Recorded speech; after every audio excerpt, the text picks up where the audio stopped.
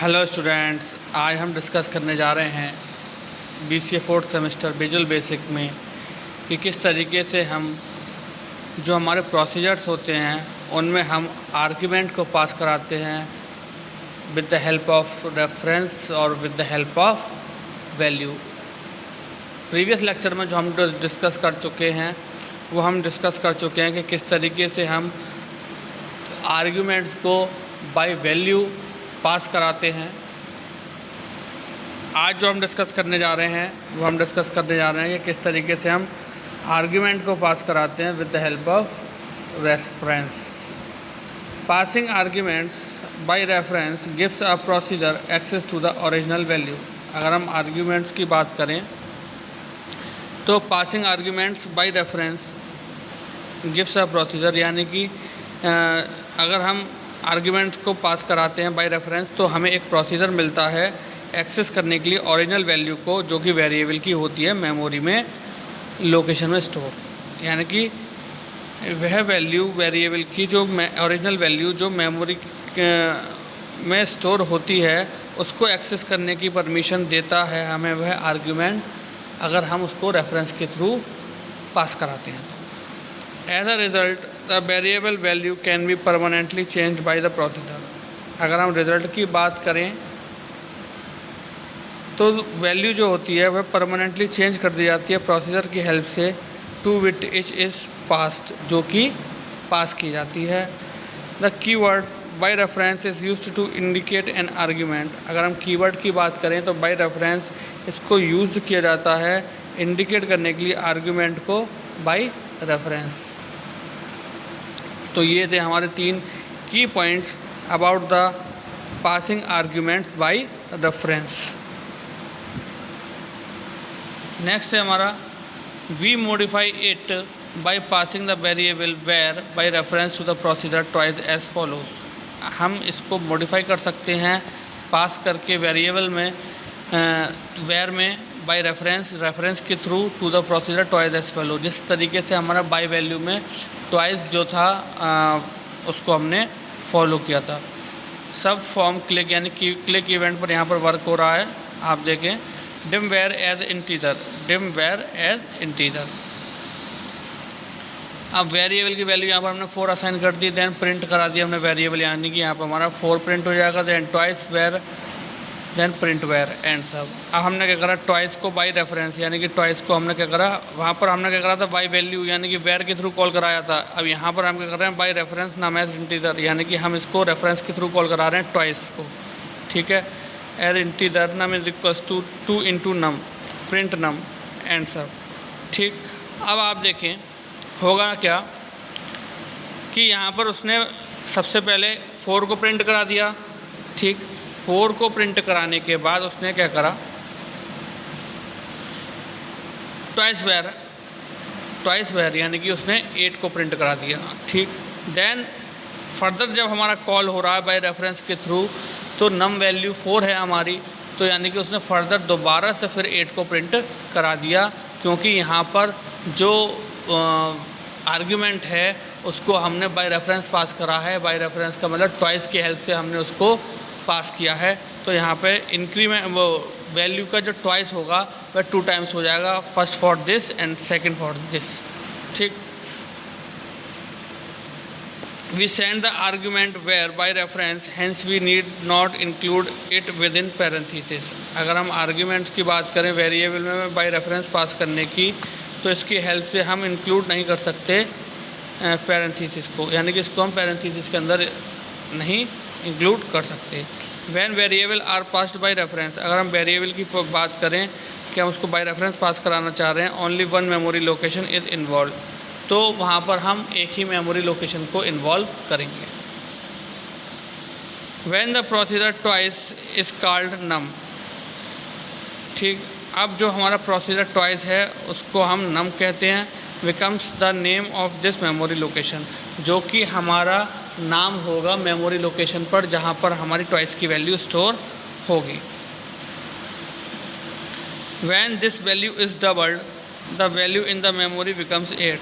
जब इसकी वैल्यू को डबल की जाएगा तो value in the memory becomes 8, तो उसकी वैल्यू जो 8 है वह मेमोरी में स्टोर हो जाएगी। वैल्यू में क्या बात करी थी हमने कि इसकी मेमोरी पे कोई इफेक्ट नहीं पड़ता।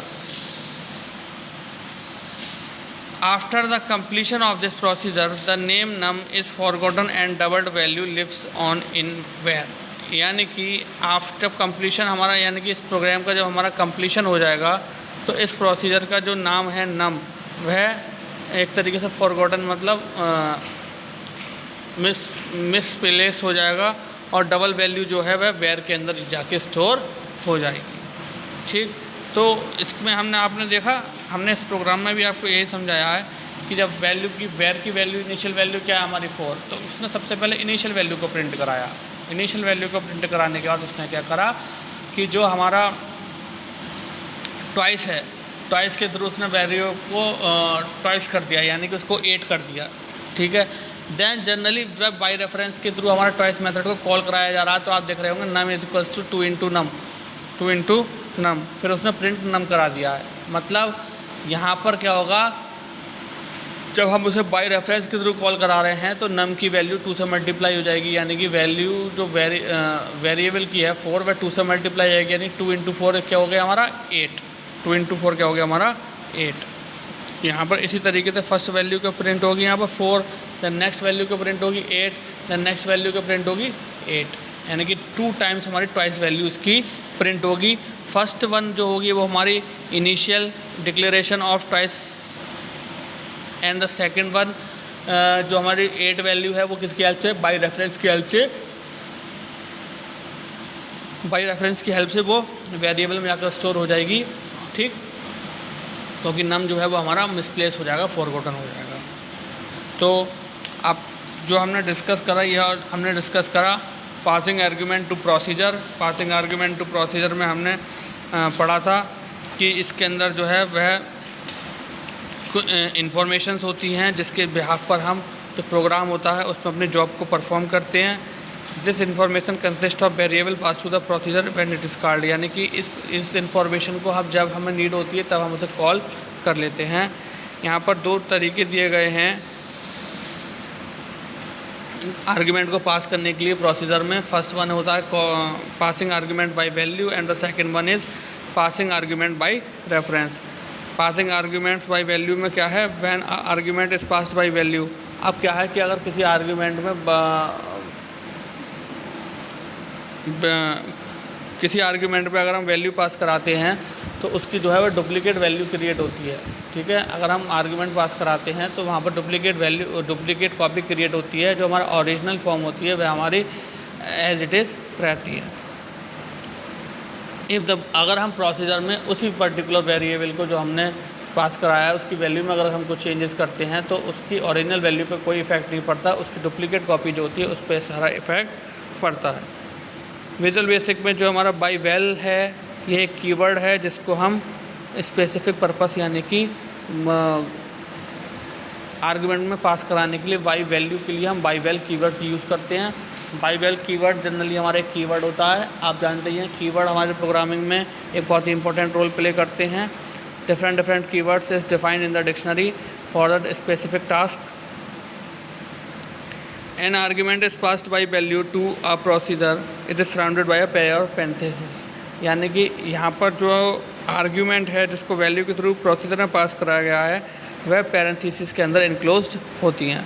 यहाँ पर आपने देखा कि बाई वैल्यू में क्या हुआ, हमने यहाँ पर वेरिएबल लिया। ठीक है, वेरिएबल के थ्रू हमने क्या करा, यहाँ पर एक वेरिएबल इंटीजर लिया, हमने उसकी वैल्यू को 4 डिफाइन कर दिया। ठीक, अब उसको क्या हुआ, वो प्रिंट हुआ। प्रिंट होने के बाद आपने देखा कि 4 प्रिंट हो गया, देन उसके बाद ट्वाइस वेयर यानी कि उसकी वैल्यू फिर क्या हो गई 8, देन प्रिंट वेयर अगेन उसकी क्या हो गई, ओरिजिनल वैल्यू पर कोई इफेक्ट नहीं पड़ा। ठीक है, तो अगेन वह 4 प्रिंट हो गई। ठीक, अब sub twice by value num as integer num is equals to 2 into num end sub. ठीक, अब क्या हुआ, अब ट्वाइस वेयर में उसने यहाँ से कॉल करा ट्वाइस वेयर। ठीक है, ट्वाइस को उसने यहाँ से कॉल करा मेथड को। अब ट्वाइस वेयर में क्या हो जाएगा 2 इंटू नम, 2 इंटू नम के क्या मतलब हो गया 8, तो यहाँ पर 8 आ गया। The variable is passed on to the argument num by value and the output when an argument is passed by value. 2 memory location are included. तो 1 for the original value and 1 for the duplicate value, यानी कि यहाँ पर हमारी 2 memory location use में आएंगी। अब आज जो हमने डिस्कस करा वो हमने डिस्कस करा passing argument by reference. Passing argument by reference में क्या होता है कि यहाँ पर एक हमें प्रोसीजर मिलता है जो कि ओरिजिनल वैल्यू होती है स्टोर वेरिएबल की मेमोरी में, उसको वहाँ से वह एक्सेस करता है। यहाँ पर वैल्यू जो होती है वो परमानेंटली चेंज की जाती है, ठीक है, जब उसे पास किया जाता है। द कीवर्ड बाय रेफरेंस, वहाँ पर अगर हम बाय वैल्यू को यूज़ कर रहे हैं तो यहाँ पर हम बाय रेफरेंस कीवर्ड यूज़ करते हैं, ठीक है। अगर ये हमारा इंडिकेट करता है कि हम आर्गुमेंट को जो है वो बाय रेफरेंस पास करा रहे हैं।